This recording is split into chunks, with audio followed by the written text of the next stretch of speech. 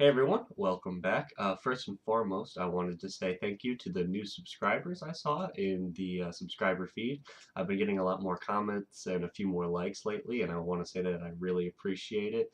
It really helps me out, keeps me going, keeps me doing this. I just do this on my own time whenever I have a free minute and want to talk about something. And thank you to my first couple of subscribers that are still commenting, still watching, and still liking. Just want to say thank you all. It's really great, and it keeps me doing this. The Elder Scrolls 6 got announced, and it is just the internet's ablaze, of course. So we can finally let the old Skyrim will never die thing finally die, because the next Elder Scrolls is incoming. So I wanted to talk about the Dragonborn, the Dovahkiin, but I wanted to tie this into something else anyway, so let's talk about the cousins and brothers and origins of the Dragonkin species.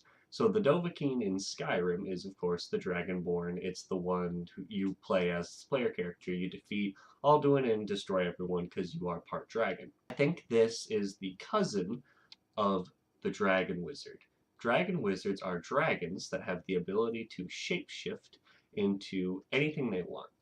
A species that is known for this is the Lung breed. It is a Chinese dragon, and it has the ability to shapeshift into whatever it wants. I have a couple books on all the different things shapeshifting dragons can do. It's really cool, always fun to read about. But the Dragon Wizard is not always a shape-changing dragon.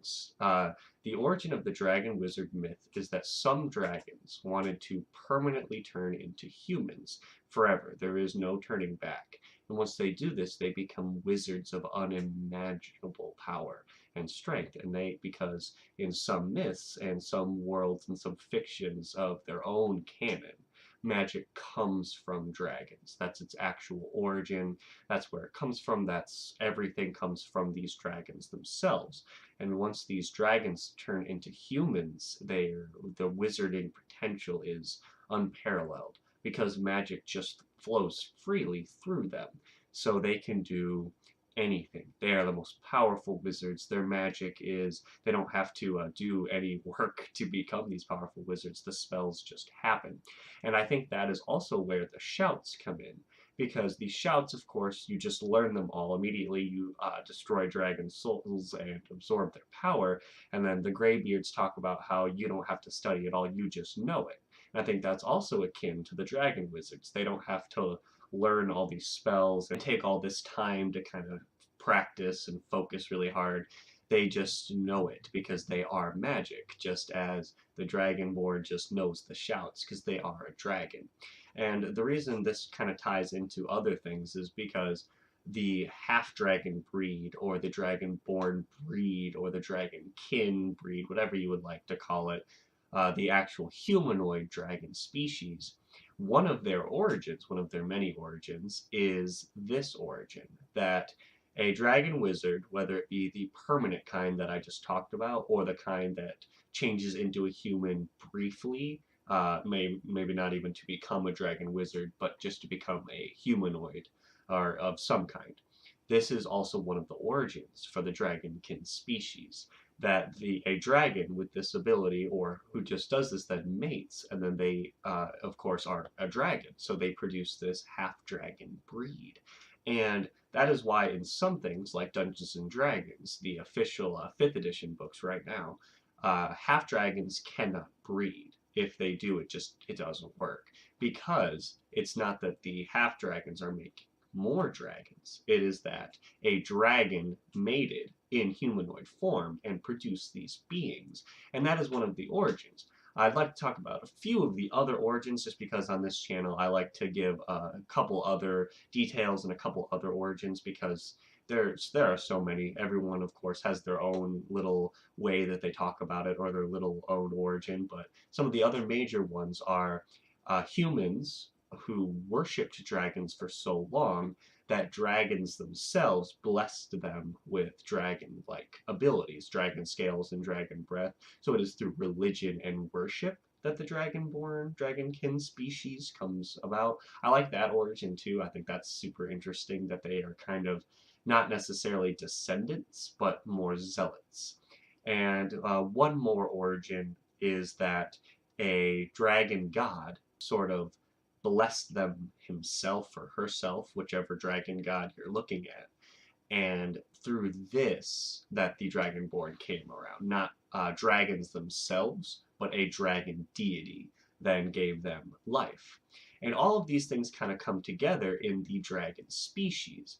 And I think it's really interesting to think about that all of these huge origins for dragons, but their descendants also have all these different origins. And to tie it back into what we were, of course, talking about in the beginning, the Dragonborn from Skyrim is kind of this mix, which makes him truly unique. He doesn't have scales, of course. You can pick Argonian, then you would have scales, but you can pick any race you want. And it's all from the magic, the Thum, the voice, the shout. All of that is where your dragon heritage lies, not through your appearance.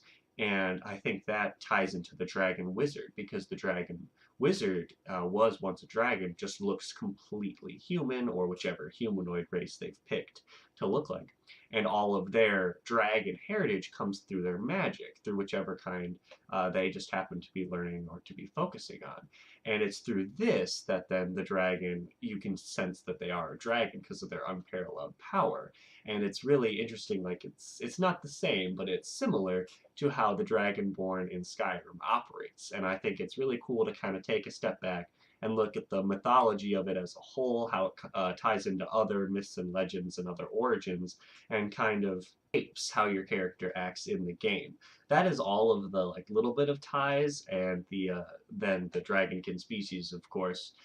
They always focus on different rules or how they came to being for what game or genre of fantasy you're looking at, but they kind of always, of course, come from some form of dragon because they're dragonborn.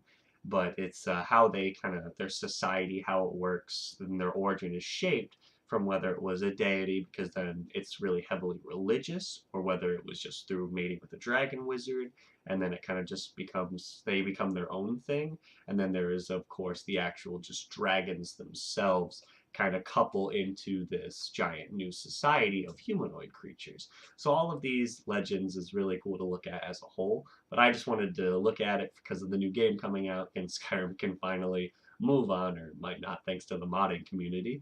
But yeah, if you have any other cool origins of the dragon species, or if you know anything else about dragon wizards or dragons that turn into humans, because of course there are a lot of like myths that kind of focus on this as a whole. If you want to talk about any of those in the comment section down below, please do. Like and subscribe for more of my content. Thanks for watching. See you in the next one.